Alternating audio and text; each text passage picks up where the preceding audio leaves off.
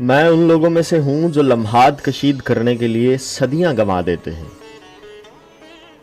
تلخی جب میرے لہجے میں انگڑائی لیتی ہے تو تم مجھے لمحات کے سراب میں دھکیل دیتے ہو اور مجھ سے صدیاں نچوڑ کے مجھ پہ ہنستے ہو۔ میں لفظ بنتی ہوں تو تفسیر ہو جاتے ہو، تعبیر مانگوں تو خواب توڑ دیتے ہو۔ مجھے وجد الفت میں اتنا مت نچاؤ کہ تمہاری توجہ کی طلب تو ختم ہو ہی میں خود کی حسرتوں سے بھی بیگانی ہو جاؤں۔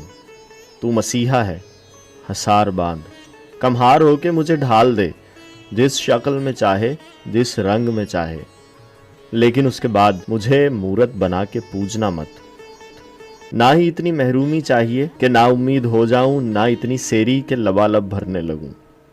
اچھا بات سن، مجھے بیکار کر، پھر بیمار کر، اور دلدار ہو کے یوں سامنے آ کہ میری ڈھلتی عمر ماضی کا سفر طے کرنے لگے، اور جب میں 18 کو پہنچوں تو سارے غمخوار حاسد ہو جائیں اور میں خار ہوش میں آ جائیں، اور پھر مجھ سے اس طرح جدا ہو کہ مجھے مزہ آ جائے جدائی کا، اور ساری خدائی سسکنے لگے، تجھ سے میرے حال پہ رحم کی بھیک مانگنے لگے۔